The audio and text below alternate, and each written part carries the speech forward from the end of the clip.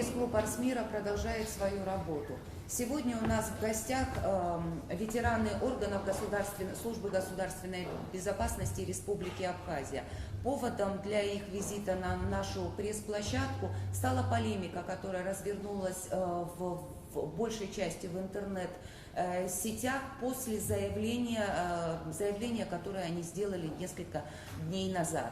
Заявление было связано, я просто напомню, заявление было связано с деятельностью кандидата в президенты Бжани в период войны народа Абхазии. Мы до сих пор не понимаем, почему такой скандал разразился и в соцсетях, и на улицах нашего города, и в связи с нашим заявлением там ничего криминального, ничего такого, чтобы опорочивало личность нашего кандидата в президенты, написано не было. Там просто была написана правда, и потому под ним подписалось 12 человек. Еще до начала брифинга меня уже спросили, почему от вас стали отваливаться люди. Ну, журналисты, они всегда ищут скандалы. Но я вам объясню, почему. На двоих из них было оказано очень достаточно мощное давление. И в силу каких-то, наверное, независящих от них обстоятельств, они просто отошли от нас. Я тоже не считаю, что в этом что-то страшное есть. Просто с учетом того, что вот здесь вот вы перед собой наблюдаете сотрудников, которые от 20 и выше лет прослужили в органах, мы знаем, кто на кого как давил, кто кому как говорил, кто кому писал, что писал, зачем писал, кто кого на чем привязывал, что у тебя будет то, у тебя будет это. Пусть это будет на их совести. Относительно нашего заявления, которое мы написали, каждый из нас здесь сидящих, я вам скажу, почему у нас здесь сегодня 6 человек, 7-й сейчас подъедет. Один из подписантов, так звучит в соцсетях, это кавалер ордена Леона, инвалид первой группы, занимавший до увольнения из органов СГБ в запас должность начальника одного из ведущих отделов службы безопасности, находится дома в связи со своей тяжелой болезнью, потому что в этот период времени у него всегда обострение. Другой товарищ находится в Гаграх, третий поручил нам озвучить все, что он подписал. Видимо, это Рафаэль Янкович это озвучит.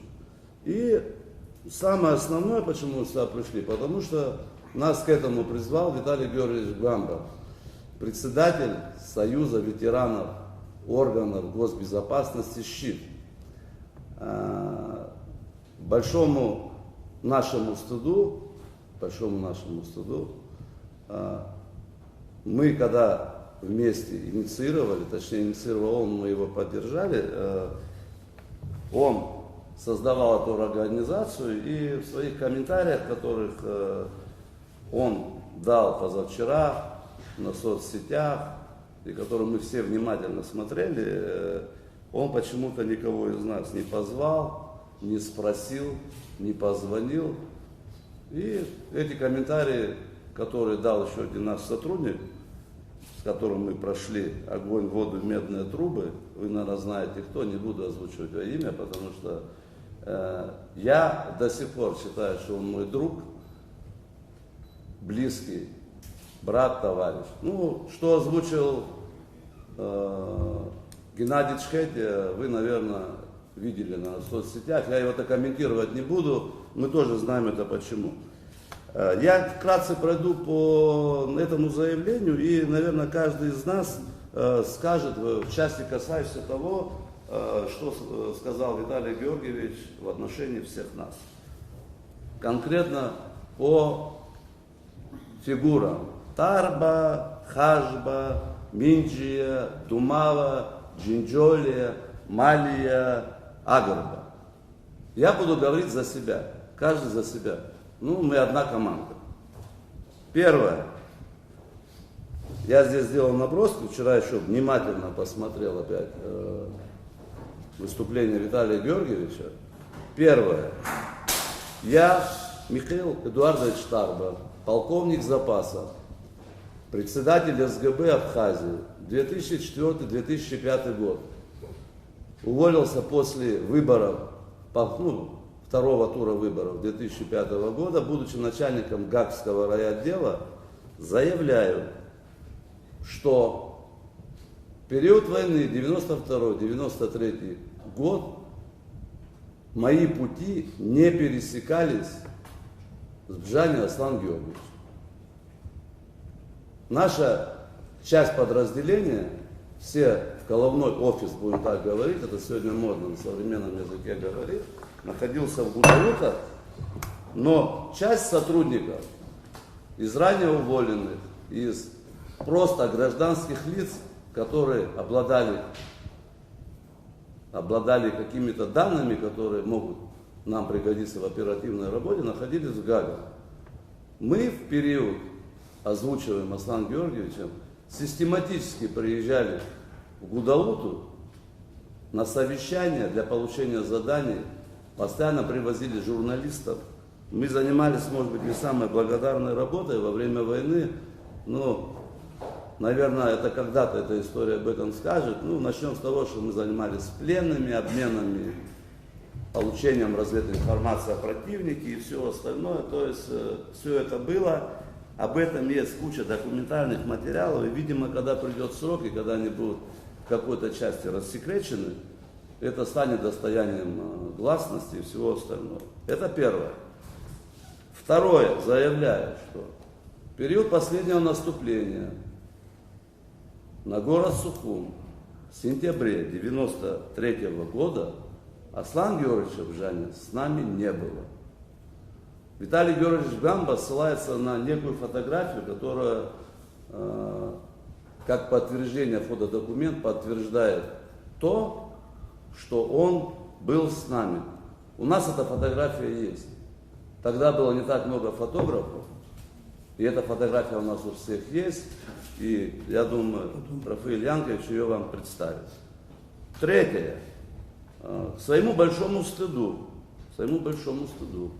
я узнал, что Аслан Георгиевич Бжани в 1993 году по приказу исполняющего обязанности Геннадия Михайловича Берулава был послан на нелегальную, в качестве нелегала в одну из стран. Страну, наверное, мы все знаем, это большая дружественная нам Россия. И я не знаю, что была за идея от командирового сотрудника, не обладающего оперативным опытом работы, в звании старший лейтенант, что он там делал и чем он занимался. Не знаю. Я к своему стыду это узнал после заявления Виталия Георгиевича Гамба по телевизору, что, оказывается, у нас был сотрудник-нелегал в России. Это нонсенс. Вы можете посмотреть, что такое нелегал. Сегодня очень много пишут о деятельности спецслужб, но это совсем не то, что озвучил Виталий Георгиевич к его стыду. Третье. Уже, наверное, не секрет, я уже 8-9 лет не в органах, и после того, как с приходом Геннадия Михайловича Берулава в период войны, конец войны 93 года, у нас началось становление службы, и все было довольно-таки смазано, и мы начинали собирать сотрудников, которые были даже уволены перед войной, то есть, чтобы создать аппарат и все остальное, и создавались ряд подразделений. Сначала было создано одно контрразведное подразделение с 2 отделениями, начальником отделения которого одного я был. Потом было создано специфическое подразделение, которое занималось сбором развединформации о противнике. Сегодня у нас тоже один противник, это Грузия, к сожалению, большому. Если будет подписан мирный договор, я думаю, что будут подписаны какие-то договоренности между спецслужбами Грузии, Абхазии. Я думаю, не скоро это будет, не в очень близком будущем. Ну, такие договоренности, насколько я знаю, подписаны между Абхазией и Россией. Я занимался, был руководителем первого отдела, сейчас он называется по-другому. И вплоть до своего увольнения с органов я курировал эту линию. Я начинал с опера, замначальника отдела, начальника отдела, зампреда, председателя.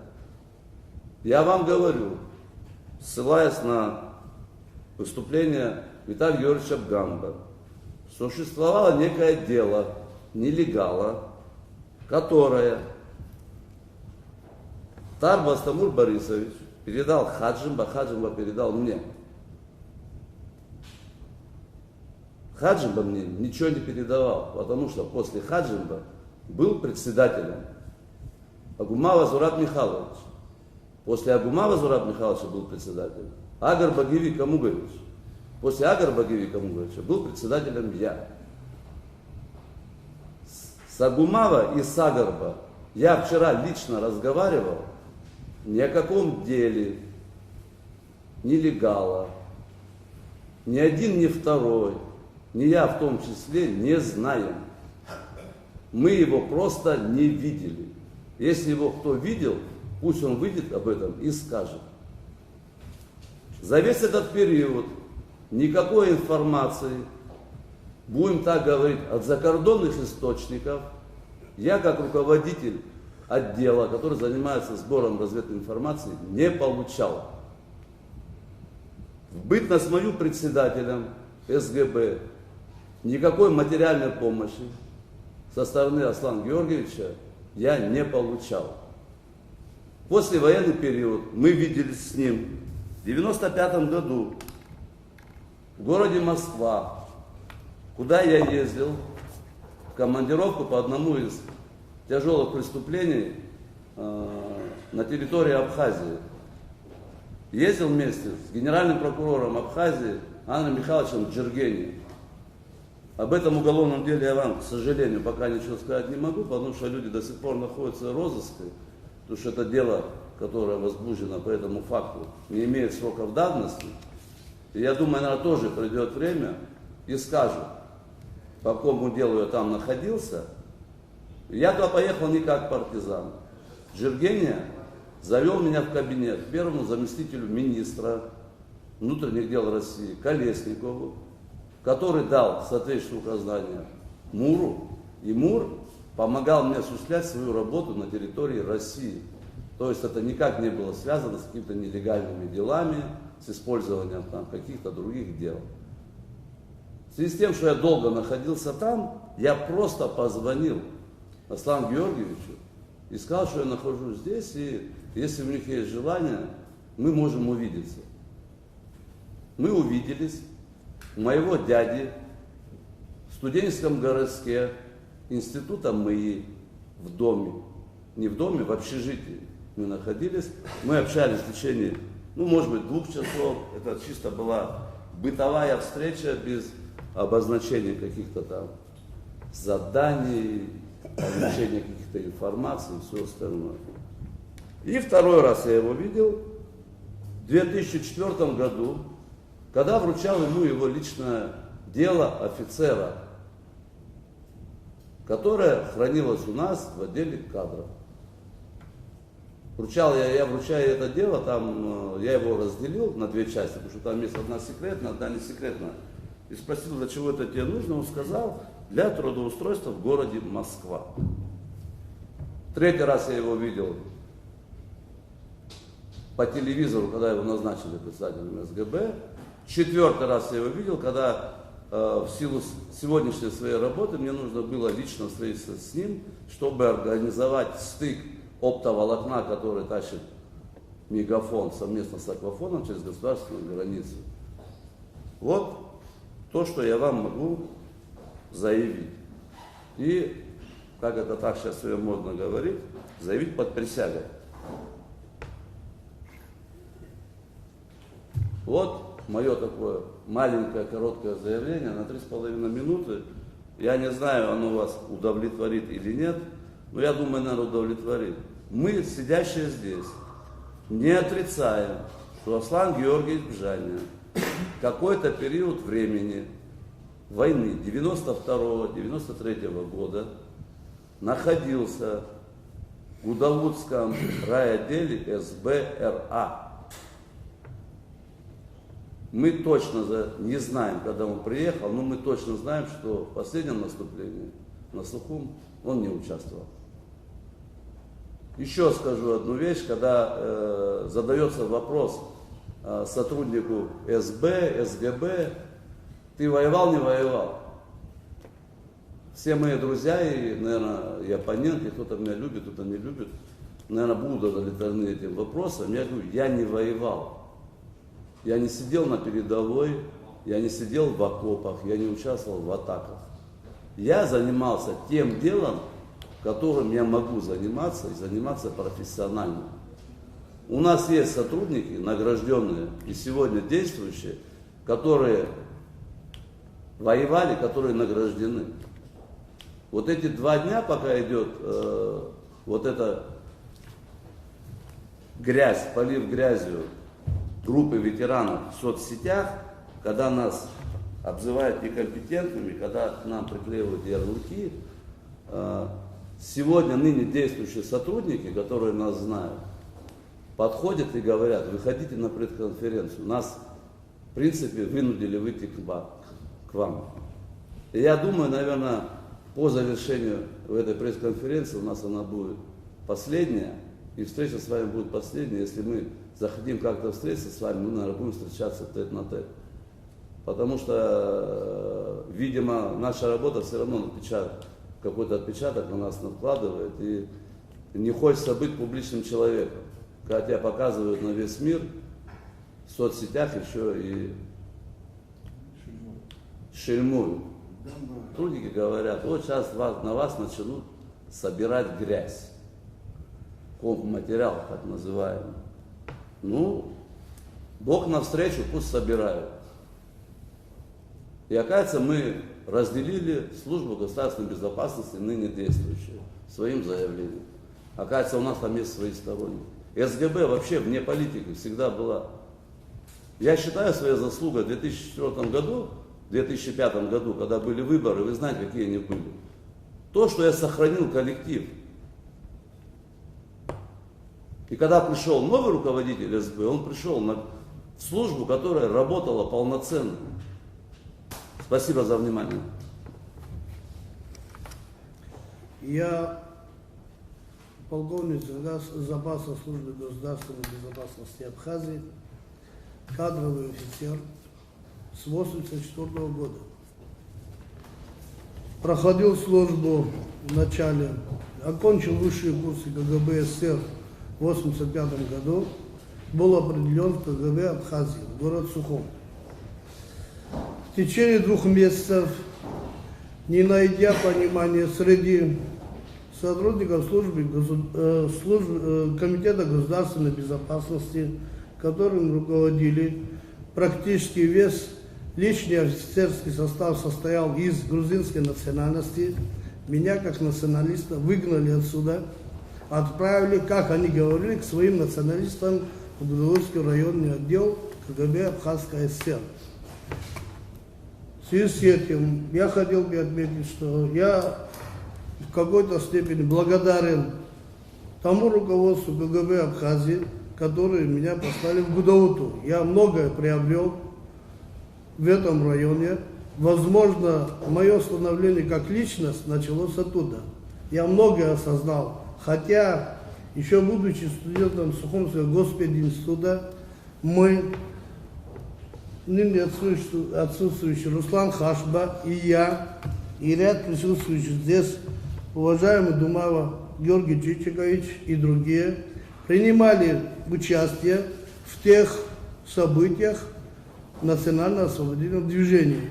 Это могут подтвердить ныне живущие, находящие среди нас лидеры национально-освободительного движения.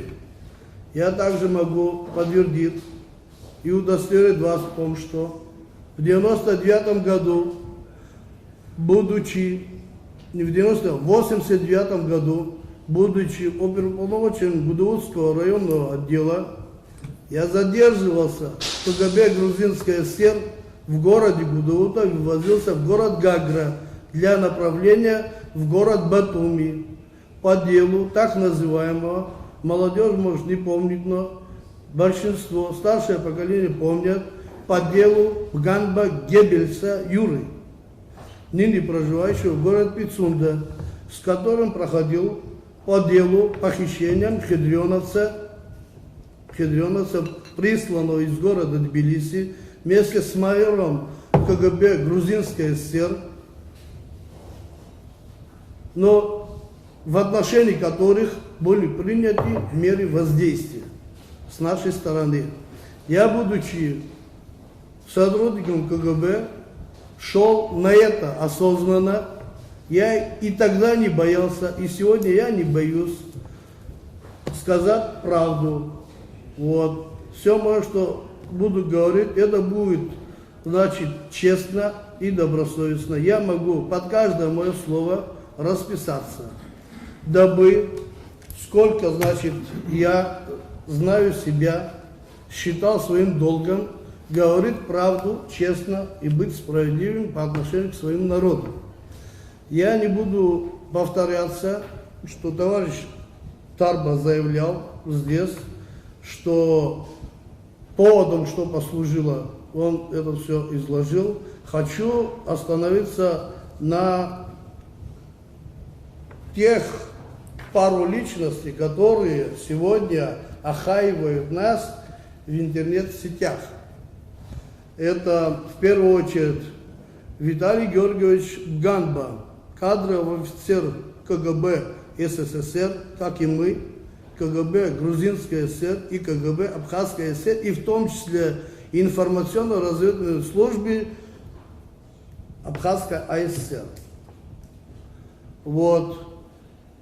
Да, он был начальником службы охраны высших органов государственной власти в Республике Абхазия, руководил охраной президента, председателя Верховного Совета Республики Абхазия Вячеслава Григорьевича Арзенба, правильно, с 1991 года. Он заявляет в своей лжи, которая дает интервью так называемой Мариной Гумба, о том, что в 91-92 годы якобы мы, лица абхазской национальности, являвшиеся сотрудниками органов госбезопасности Абхазии, боялись с ним встречаться и говорить с ним, дабы, что грузины нас накажут. Я со всей ответственностью заявляю, что мы, сотрудники органов госбезопасности, проходившие службу в период до развала Советского Союза, всегда были в конфликтах с этой частью сотрудников, и никогда мы ни под кем не ложились. Я извиняюсь за это слово. Я хочу еще также отметить, говоря о личности полковника запасов Ганба, о том, что, называя нас какими-то там некомпетентными лицами, которые не имели права или же не знали о том, что происходило в тот период, я хочу ему напомнить о том, что еще в 1991 году у нас состоялись встречи в город Гудаута, куда он ко мне приезжал, я это не скрываю. Да, он патриот, безусловно. Тогда, значит, он говорил, мы обсуждали вопрос охраны президента, председателя Верховного Совета.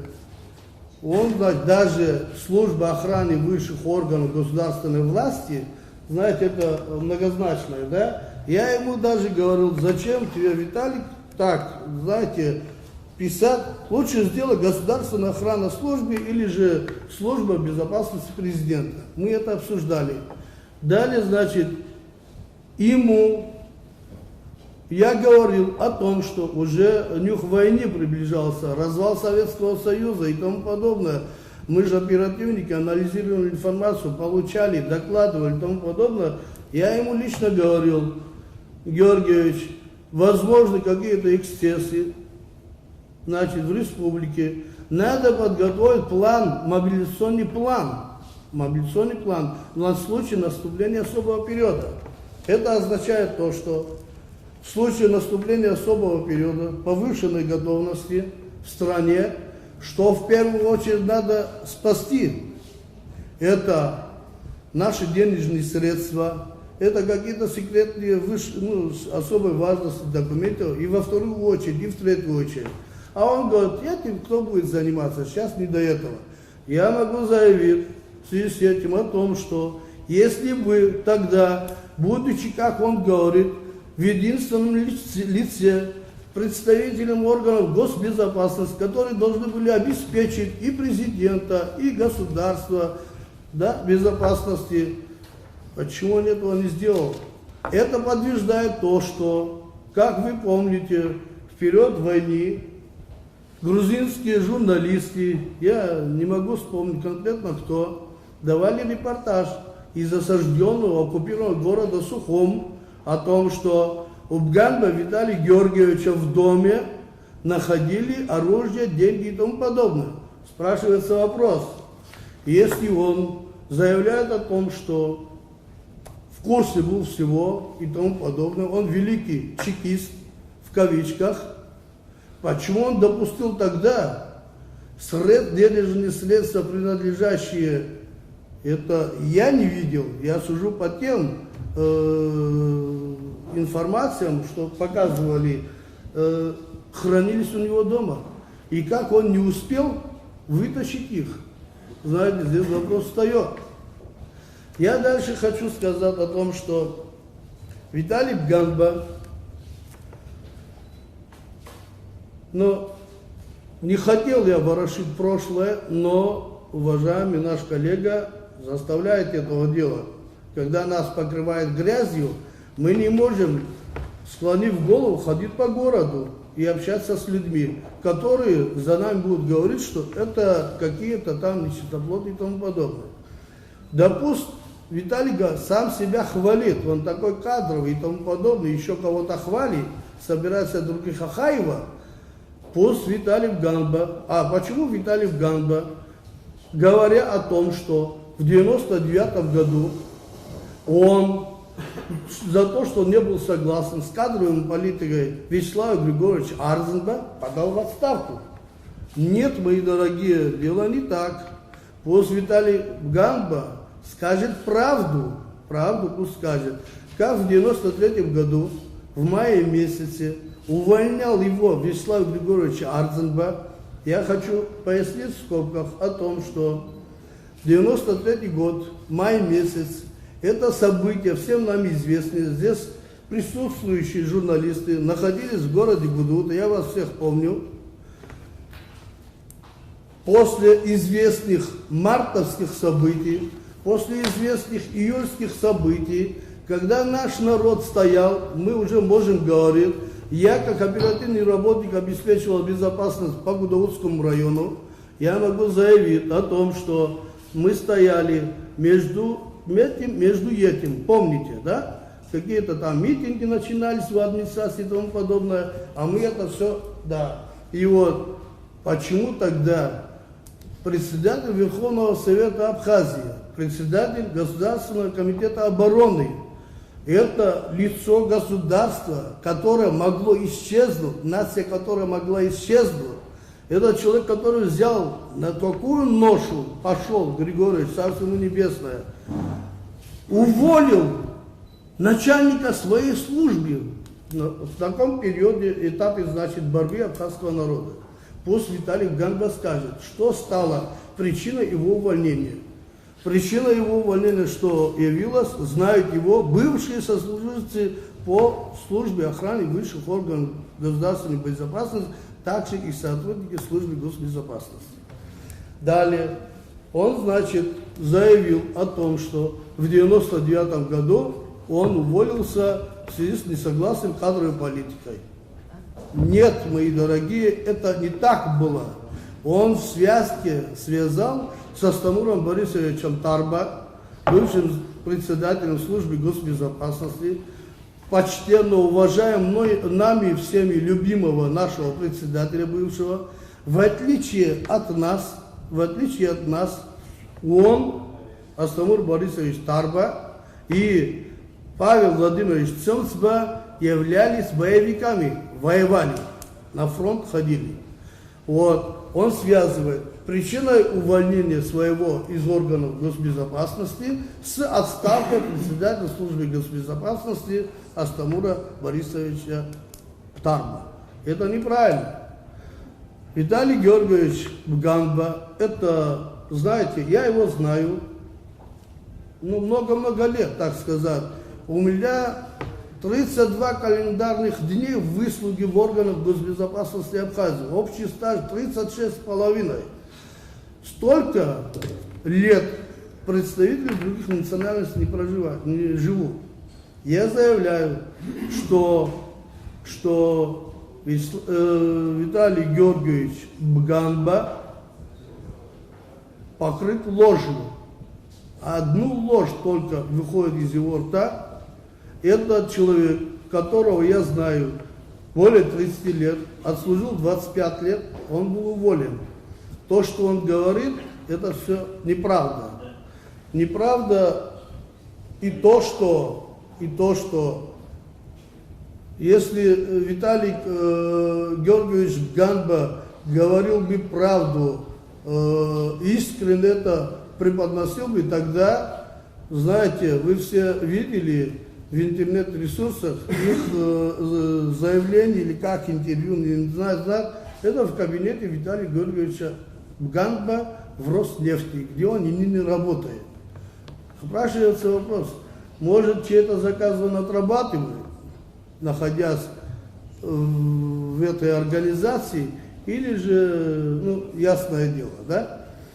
Вот, в связи с этим я далее что хотел бы сказать. Я не буду больше останавливаться на личности уважаемого Ганба. Я хотел бы обратиться к нашей сестре Марине Гумба. Мы вместе учились в институте. Я, Руслан Шарикович Хашба и Георгий Чичерович Думава. Мы знаем с детства друг друга. Она прекрасно меня знает, что я, работая в городе Гудаута, мы ежедневно встречались. Она работала корреспондентом Гудаутской районной газеты «Бзив». Я хотел бы ей сказать, ни я, ни она к политике отношения не имеем. Мы дилетанты. Почему она лезет в эту политику? Почему она выкидывает информацию, которая не имеет основания? Нет в природе. Вчера вечером я смотрел информацию в сети, где Марина говорит о том, что группа так называемых чекистов, в кавичках, этих подписантов, развалилась. Их осталось 3 человека, и в ближайшее время останется 1. Некий, значит, там, не знаю, как его называть, задает вопрос, а кто? Она говорит, 2-й, а 2-й товарищ Минджи. Первым подписался товарищ Тарба, как бывший председатель, а я подписался как бывший зампредседателя службы госбезопасности. И вот, значит, я 2-й, а я вам скажу, почему это делается. То, что Виталий Ганба и Марина, почему голову моют товарищу Бжаня, я не понимаю. Почему? Потому что если Бжаня честный, искренний, правдивый человек, я этого не боюсь, я знаю, что он очень грамотный, очень образованный. Я этого человека знал только 1 раз, видел до войны, он был молодой сотрудник здесь. В Гудаутах я увидел весной где-то 93-го года. Одним словом, я что хотел бы сказать, Бжаня, почему сам не говорит, что, почему Минджа такие вещи говорит, или же через Марину озвучивает, или через Виталика Ганба. Почему? Потому что с 93-го года, с июля месяца, я это не скрываю, знают мои близкие, сотрудники службы госбезопасности, и ныне действующие, о том, что в июле 93-го года, нелицеприятный разговор состоялся между мной и товарищем Бжаня, старшим лейтенантом Бжаня. Я был уже старший офицер. И вот в связи с его отбытием в Российскую Федерацию по семейным обстоятельствам. Царство ему небесное. При этом свидетелем был Геннадий Михайлович Берлав, ныне покойный. Вот. Если это не имело места, пусть товарищ Бижаня скажет, а не через подставных лиц. Но я, знаете, хочу предложить Марине, мы братья, она моя сестра, я так считаю, в политику не надо лезть. Это не репортажи из чайной плантации, которую она писала до войны. Бзипской газете, Гудаутской газете, районной газете Бзип. Я ее уважаю, я уважаю всех, я уважаю личность Бжания. Он против меня ничего не делал, но видя, что нагло врут народу при таком состоянии, в котором государство находится, я не имею права, как гражданин Республики Абхазия, который себя считает честным человеком, сидеть и слушать их билиберду. И за это я здесь сегодня. И вот. А что касается личности Бижания, не надо говорить. Народ должен знать своих героев. И в том числе те, которые давали интервью. Я двоих исключаю, только Виталий Ганба. А эти, знаете, вот двое, которые давали интервью, мы их любим и уважаем. И по вчерашний день мы с ним разговаривали. Я могу заверить вас в том, что один и второй так же мыслили, так же и думали до этого репортажа. Мы знаем, как их доставили в город Сухум, где и как кто уговаривал, кто оплачивал их процесс, вот это всего. И еще могу сказать, есть третий человек, который находится в тени, я с которого с 2010 года называю Панчо Санчо. Вот есть такой герой в литературе, если знаете, это и Санчо Панса, который в тени находится и руководит всеми. Это знают сотрудники и знают и другие.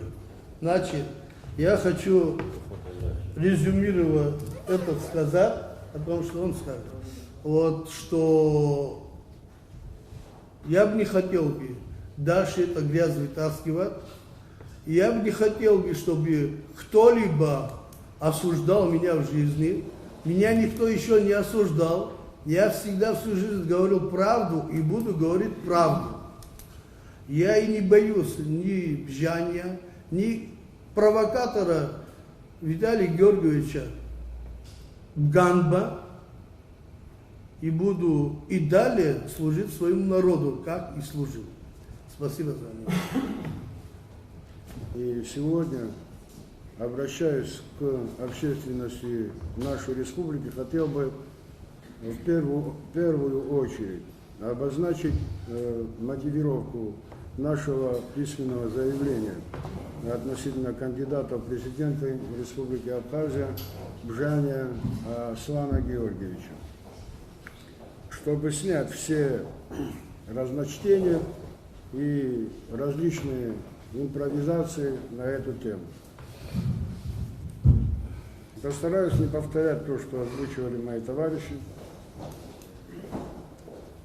Хочу сказать, что это вызвано тем, что в ходе выступлений Бжания Аслана Георгиевича перед избирателями по различным средствам массовой информации и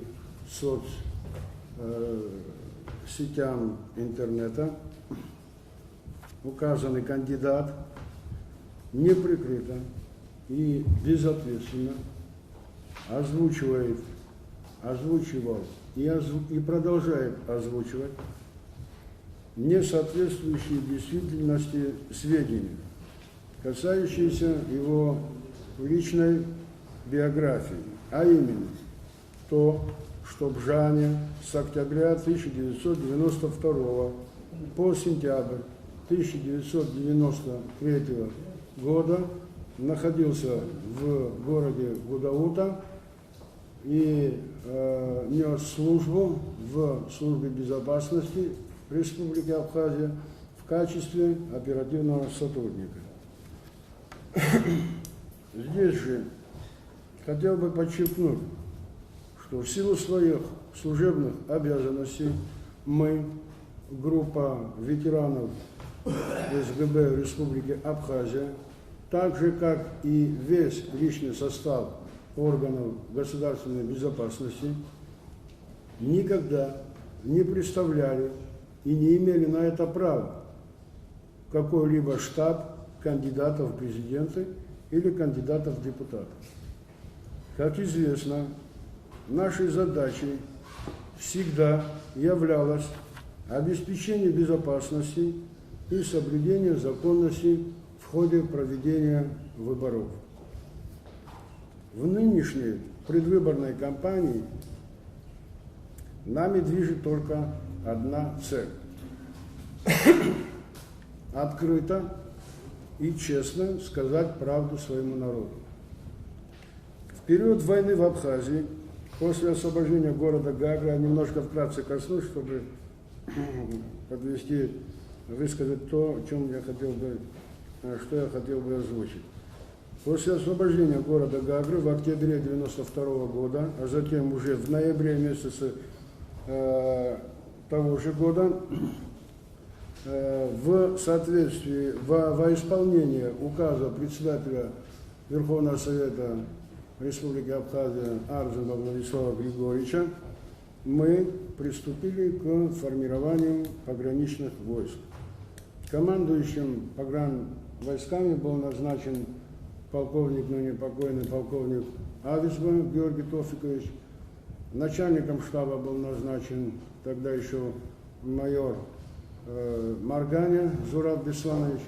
Я был назначен комиссаром погранвойск. Мы были все трое лично приглашены к Владиславу Григорьевичу, где он озвучил этот указ.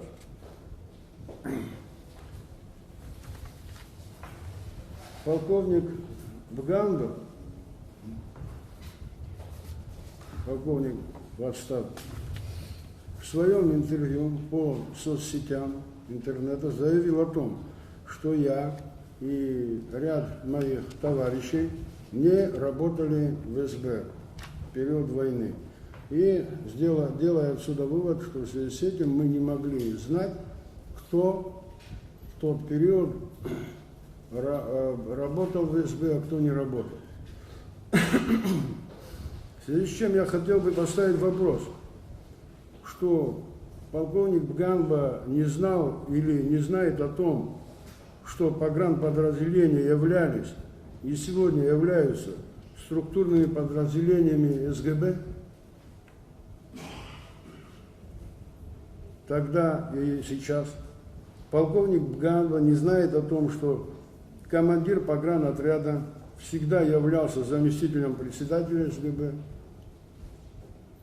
что цели и задачи, текущая обстановка, отчеты и перспективные задачи, приоритетные направления по службе определяются и контролируются органами госбезопасности.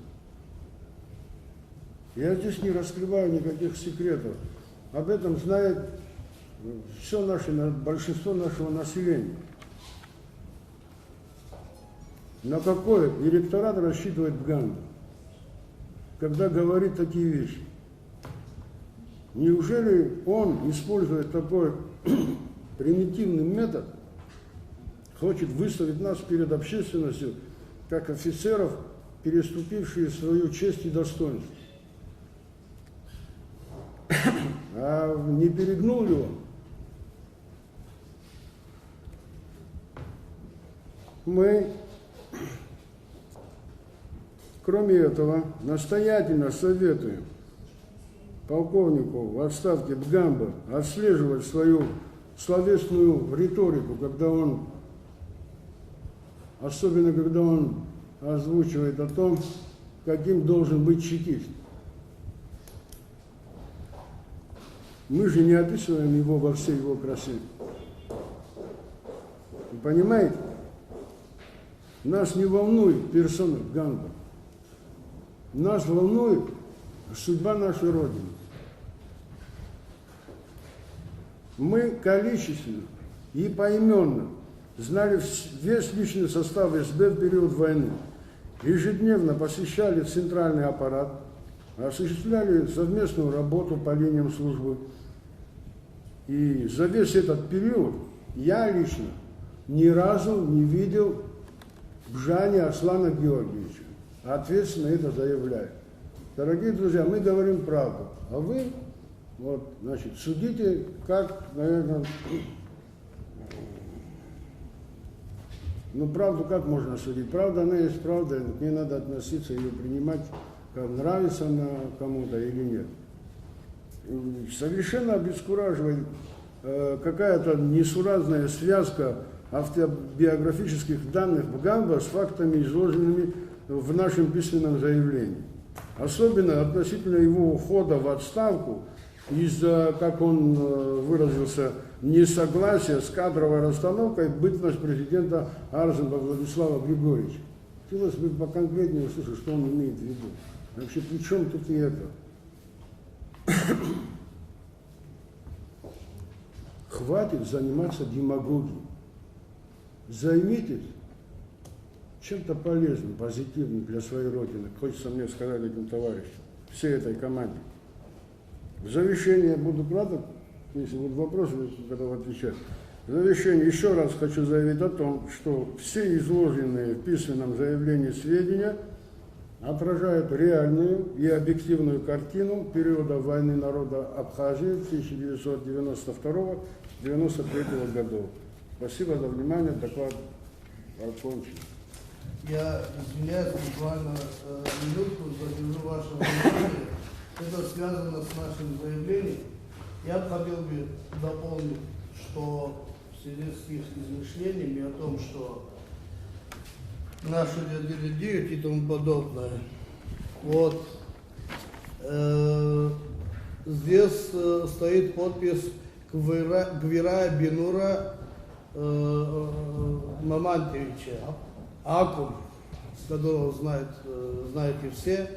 Он в период войны находился у полковника Аджиба, начальника разведуправления Министерства обороны Абхазии, при Министерстве обороны Абхазии, и являлся старшим уполномоченным особого отдела. Я, занимаясь разведкой и контрразведкой в период военных действий в Абхазии, постоянно контактировал, я передаю пожелания товарища Квирая, который сегодня не смог прибыть сюда. Он собирался, но не смог прибыть, чья подпись здесь стоит. Передаю его слова о том, что он, являясь старшим уполномоченным особого отдела разведуправления Министерства обороны Республики Абхазия в период войны, в период оккупации, занимался так же, как и мы, контрразведывательной и разведывательной деятельностью, и мы на постоянном контакте работали совместно. Мы с разведуправлением имели связи и во взаимодействии также передачи друг другу информации. Разрабатывали секретные мероприятия, которых проводили. Вот. Это что касается Квирая Бинура Акуна Мамантьевича. Второе. Юрий Ашуба, здесь товарищ Тарба сказал, значит, Трете Реза Алексеевич Тарба, это полковник в отставке, бывший начальник Гагрского городского районного отдела госбезопасности, сегодня находится в городе Гагра, обещал подъехать, но если подъедет. Если кто-либо сомневается о том, что товарищ Тарба, товарищи Квирая, Ашуба и тому подобное, они прибыли сюда и отказываются от этого. Вы можете в режиме онлайн сейчас с ними созвониться и получить те же ответы, о чем мы говорим. Что касается подполковника Чхетя Геннадия Георгиевича, бывшего сотрудника органов госбезопасности службы Абхазии, заявляю о том, что в период оккупации, в период отечественной войны народа Абхазии находился с первого дня в городе Гудаута, с которым я находился в контакте, и он являлся Вообще-то мы такие вещи не разглашаем, но после того, как товарищ Ганба разгласил о разведчиках, я заявляю, об этом также знает Геннадий Георгиевич, что он являлся внештатным сотрудником Гудаутского РО СБ Абхазии, я лично работал с ним. Значит, имел удостоверение сотрудника службы безопасности Абхазии, о чем выданы Царство Небесное бывшим начальником управления кадров СБ Абхазии, бывшим заместителем председателя службы госбезопасности полковником Трещевым, ныне покойным, о чем он знает и имел удостоверение, и после окончания войны это удостоверение было сдано в кадры СГБ Республики Абхазия, а впоследствии он был зачислен в официальный штат органов госбезопасности Абхазии и под моим руководством продолжил легальную службу в нашей системе до его ухода в государственную службу охраны. Вот, это значит, буквально вчера-позавчера мы с ним говорили, это все понятно. Он тоже душой с нами, он наш брат, друг. Это человек, который прошел войну. Кто помнит в Гудауте, какие формирования создавались и какие лица. Я преклоняюсь перед всеми, которые прибыли из большой России, помогать нам, оказывать помощь. Чья кровь здесь пролилась, и те, которые выжили, убыли или остались здесь. Он работал среди того контингента, который вряд ли другой мог бы сработать. Среди преступников и тому подобное. Казаки, говорит так и говорит, если хочешь. Он был начальником штаба Союза казаков Абхазии в период Отечественной войны. Озвучьте тогда его позицию. Так, я сказал, он душой с нами, он подписал этот документ, он не отрицает это, он это читал. И тем более, кроме того, я могу заверить вас о том, что лица, которые не присутствуют здесь сегодня, говорили о том, что мало написано. Мы, как сотрудники честные, написали то, что нам известно вкратце. Мы не стали вдаваться в подробности. Я думаю, что всем понятно было, что здесь было написано. И второе, я хочу ответить то, что не знаю, кто, кстати, Гумба Марина, кажется, в соцсетях заявляет о том, что мы ходим, распространяем эти листовки. Глупость. Вы можете представить, когда мы официально обратились в средства массовой организации Абхазии и передали, вот у меня лежит оригинал, мы копии раздали по штабам и в средства массовой информации. Откликнулись только редакция Республики Абхазия, а БАЗа отказалась принимать наше заявление, и также ЯГТРК со ссылкой на Общественный совет АБАЗа. Общественный совет АБАЗа и на ЦИК. Виталий Георгиевич Бганба, будучи начальником охраны высших органов государственной власти, и меня в том числе пригласил на службу. Это было в 1992 году, в конце июня, когда в Эшерах в Нижней Эшере стояли резервисты полка внутренних войск. Оттуда началась наша совместная работа. Вот. В первых числах июля я был зачислен. И, кстати, Изида Терентьевна не даст соврать, 17 августа 1992 года, после того, как она вышла из здания Верховного Совета и уже не вернулась, попала в плен, на следующий день мы 5 сотрудников, точнее не 5 сотрудников, нас было 3 сотрудников, я, Руслан Хашба, один из подписантов, кое-что подзабылось, Ренат Корча был с нами. В общем, впятером мы под утро 18 числа покинули здание. Я лично закрыл двери Верховного Совета, связку ключей всю сложил в бардачок машины. Это Валерий Тебович. Его машина была как раз Гурджуа, да, Гурджуа Валерия Тебовича. Тем самым мы спасли и свою жизнь, и его автомашину. Случайно к его последующей радости. С тех пор находились все время практически безвылазно в Гудауте, работали. В мае месяце, когда была нормально организована служба безопасности, да, здесь эти даты как бы не очень озвучивались, там, да, нормально. Ребята работали на свой страх и риск. Да, всю войну практически, первую, 2/3 войны, ребята работали, не имея юридической базы. Просто, да, как нормальные патриоты, кто мог, ушел на фронт, в том числе и Павел Цинцба, и другие ребята, на самом деле заслуженные герои. Кто-то находился в Гудауте в тылу. Так вот, в мае месяце, когда в Гудауту прибыл Геннадий Михайлович Берулава, была уже организована служба. Так совпало, что в это же время Виталий Георгиевич Бганба с Владиславом Григорьевичем Ардзенба, нашла коса на камень, да? И его, мягко так сказать, перевели заместителем службы безопасности. Одновременно с ним ушел и его брат Юра Бганба, который до этого находился в охране, и Руслан Хашба. 22 июня 1993 года я уволился из службы охраны и пришел в службу безопасности, куда меня Бганба позвал.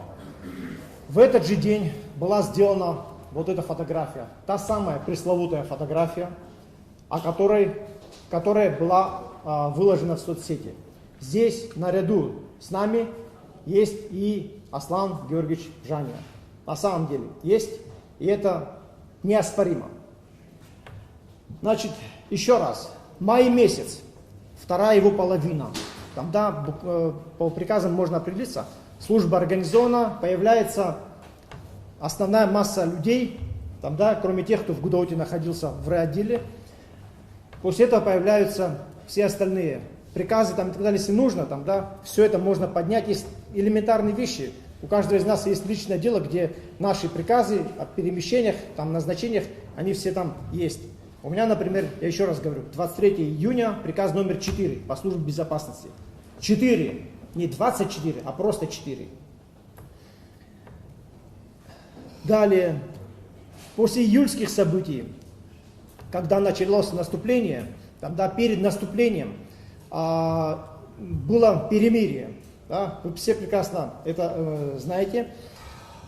С прифронтовой полосы вернулся ряд наших сотрудников, которые находились там по своим служебным обязанностям. В том числе ныне исполняющий обязанности генерального прокурора Зураб Михайлович Агумава.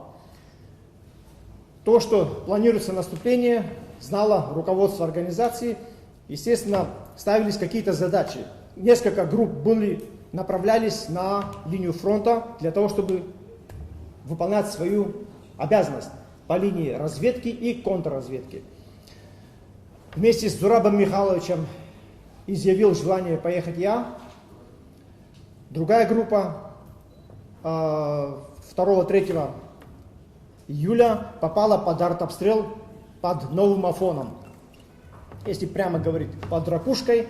Один из наших сотрудников, Виталий Лапшин, получил серьезное ранение в область живота.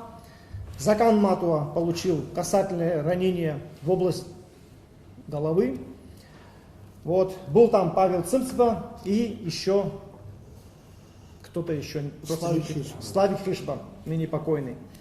Значит, Рустам, то есть Виталий Георгиевич Бганба говорит, что нет, не Виталий Георгиевич, это Павел Цинцба говорит, на самом деле с нами Аслана не было, он там, в общем, его в этой потасовке не было. Ну, наивно было бы полагать, что Аслан Бжания, тогда еще молодой сотрудник, старший лейтенант, там, да, лишний раз себя будет утруждать тем, что пойдет на линию фронта. Дальше Замостянского края, гудауцы знают, да, многие наши ребята, правду скажем, в глаза, там, да, не выезжали. Ну, находясь в Ишере 4 июля, мы вместе с Зурабом Михайловичем попали под минометный обстрел. Его контузило, хотя он ни на час никуда не отлучился. Ну, меня отправили в Афон с ранениями в 2 местах. Вот. После этого, практически буквально там, в течение 10-12 дней, я вернулся 27 июля, после того, как в Сочи было подписано соглашение о перемирии, набирались группы, которые должны были поехать на оккупированную территорию. Так вот, 31 июля я был в городе Сухум. Приехал и вернулся, потому что там какая-то нестыковка прошла. Весь август и первую половину сентября, вот, ну я не верующий, но могу побожиться. Я по городу Сухум ходил почти как по Гудауте. Это, ну, на самом деле, так не то, что самовосхваление, но Было. кто видел, они говорят, ну, человек имеет сердце летчика. В наглую. И здесь, мимо нашей службы, проходил, притащил отсюда кучу документов, какую-то развединформацию там и так далее. То есть в июле месяце я в Гудауте появлялся эпизодически. Там, да, и, соответственно, в сентябре тоже. В это время Аслана Бжания, тогда он не был Ильяс Георгиевичем, был просто Аслан, чуть старше меня, года на 2, уже там не было. Это что касается его деятельности. Другое, то, что Виталий Георгиевич Бганба говорит о том, что есть некая фотография, которая 30 сентября была сделана на ступеньках перед зданием службы государственной безопасности. Вот эта фотография. Вот эта фотография, которая сделана на ступеньках службы государственной безопасности. Но она датируется 9 мая 1995 года. Я историк по образованию, поэтому какие-то такие элементарные вещи, там, да, даты там, и так далее запоминаю. Здесь нет никаких дат. Но это 95 год, здесь его нет и в помине, и быть однозначно не могло. Это единственная фотография, которая сделана на стенах почти Рейхстага. Но зато есть фотография от 27 или 28 сентября 1993 года. Это торцовая сторона здания республиканской больницы Сухумской по улице Эшба, если кто помнит. Здесь Аслана Георгиевича тоже нет. Здесь есть ряд сотрудников, которые сидят здесь. Вот здесь Игорь Малья. Вот это Юрий Бганба, брат Виталия Георгиевича Бганба. Вот Минджия, ныне здесь сидящий. Вот Резу Тарба, Хишба, Руслан Хашба. А это нынешний прокурор Гагарского района. Чипиев Руслан. Да? И много... Он начальник. Начальник райотдела, он бывший прокурор, да, начальник райотдела СБ. То есть есть масса людей, которые не хотят говорить, не любят говорить. И мы не любим говорить, мы не показываемся. Многие из вас знают меня так, визуально, да? Так же, как и многих из нас. Но многие не знают, чем мы занимаемся, где, что, чем занимались когда-то там. Никто это лишний раз не афишировал. И не хотелось этого делать. Но вот так получилось, что когда нас начали, мягко выражаясь, шельмовать, мы вынуждены были выразить свое отношение к этому нынешним составам, присутствующих здесь, и тех, кого сегодня с нами нет. В принципе, в любом случае, здесь столько много было сказано, что что-то особого добавлять нет необходимости. Но, еще раз скажу, закончилась война, мы пришли сюда, я подполковник госбезопасности, бывший, 9 лет назад я ушел оттуда. В силу своих должностных полномочий я имел доступ к сведениям, составляющим и государственную, и служебную тайну. Практически вся аналитика, которая поставлялась, доставлялась и клалась на стол высшего руководства страны, готовилась мной на основании той информации, которая собиралась со всех подразделений там, и так далее. Ни разу, ни прямо, ни косвенно имя Аслана Бжания в качестве поставщика хоть какой-либо значимой или незначимой информации не проходило. Это вопрос о том, что он якобы занимался созданием секретной, там, как это называется, резидентуры там, и так далее. Секретное сотрудничество якобы он осуществлял с руководством, с кем-то из руководителей службы. Так просто не бывает. Кто бы ни был, в любом случае есть так называемые, есть подразделения, где вся информация о помощниках службы госбезопасности, да? Я говорю помощники, потому что я с уважением отношусь к этим людям, которые работают и помогают. Да? Обычно говорят стукачи, да? Но это помощники. Люди, частенько это делающие бескорыстно и из благородных побуждений. Так вот, среди них тоже нет никакой информации о том, что Аслан Бжания где-то чем-то занимался. Ни прямо, ни косвенно. Нет этого. Что касается материального поощрения, материальной помощи, якобы, которую он осуществлял, возможно, кто-то лично, да, и получал какое-то вознаграждение, но служба этого не получала. То есть, если служба получает или любая организация пришел в кассу, сдал, положил, чек там и так далее, все это делается. Да? Это и тогда делалось. Были люди, которые помогали, там были фирмы, организации, да, частные лица, много патриотов в стране, которые понимают суть работы органов госбезопасности. Да? Мы все бывшие сотрудники. У нас душа болит и за службу, и в первую очередь за нашу Родину. Нам не безразлично, кто придет во главу государства. Кроме того, что президент это менеджер, там, да, это еще и верховный главнокомандующий вооруженными силами нашей страны. Тот, кто в случае возникновения какой-то ситуации поведет нас, наших братьев и наших сыновей, да, на войну, можно сказать. Да? Нам не безразлично, с каким потенциалом этот человек будет руководить страной. Как выразился, по-моему, Мираб Борисович, там, да, у человека, у нашего руководителя должно быть достаточно большое количество мужских гормонов, чтобы руководить страной.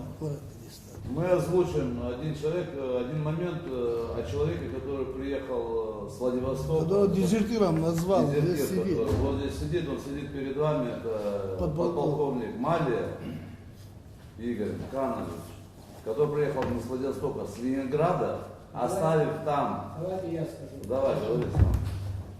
Значит, подполковник запаса Мария Игорь Николаевич, в силу сложившихся негативных, очень обстоятельств, связанных с болезнью жены, затем мне нужно было тоже ремонтировать фейс, находился в Ленинграде.